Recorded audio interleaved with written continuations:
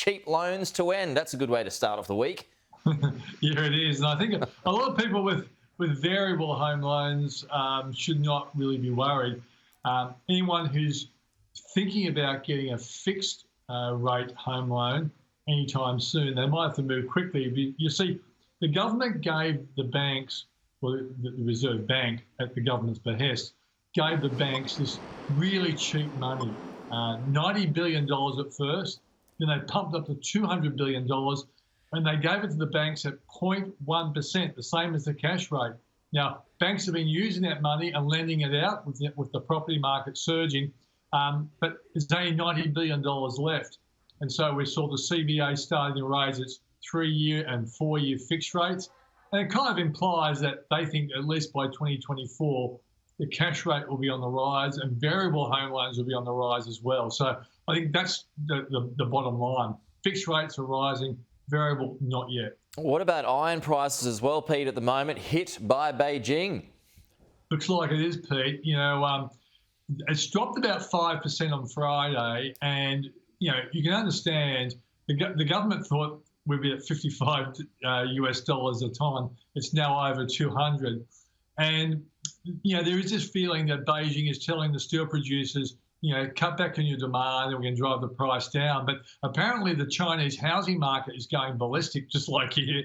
And as a consequence, they're building a lot. So the demand for iron ore is unbelievably high at a time when Vale, our biggest rival, is really in trouble because of management problems and also because of the coronavirus. So there's going to be another interesting little battle between Beijing and Australian exporters. And Brazil's quality, as far as I can read, is not as good as ours as well. It's an interesting piece in the AFR on the weekend, Pete, that said that China is now desperately trying to find other sources of iron ore, particularly in Africa, because they don't want to keep giving their money to us.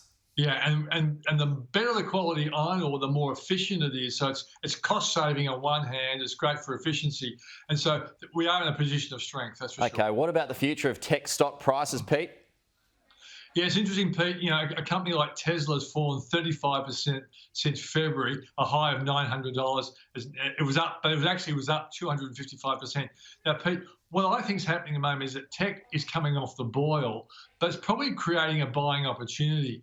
And so if you look at there's a really interesting ETF called, it's really well named, it's called FANG Plus. It's a locally constructed ETF, and it has some of most of the FANGs in there, but they have about Baidu and Alibaba, all the tech stocks around the world, and it's done really, really well. It's up at 43%, I think, for the year. It actually started, I'll give the precise numbers. So it started in March 2020, bad time to start, but it's up 80% to February, and it's only dropped back 10%. So while Tesla's off about 35%, FANG, which is like a diversified play of tech stocks, is only down 10%. So for people who want to play the tech stock when they think that they've come off the boil, but playing it diversified might be the safest way to do it, because these are the companies of the future. Whether they're going off the boil now, I reckon in 5 years' time, they're all going to be very good. Meanwhile, Bitcoin down to 33,000. Pete, are you writing your obituary yet for Bitcoin?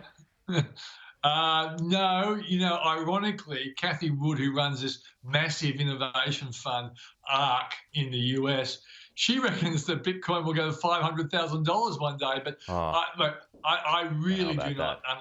Well, either do I. But Richard Branson reckons 250,000. Yeah, well, Kathy's one of the best innovation tech investors in the world. It's one of the biggest tech funds in the world. But look, Pete, I don't understand it. Yeah. I would rather play something safe like FANG that can go up 80% in a year. Yeah, love that. And only fall 10%. That's a safer way to play a risky area. And I'm not giving any financial advice here, but it's a risky area. But I think that they are the companies of the future. FANG Plus. There you go, folks. Have a look at it today. Pete, thank you. Talk to you soon.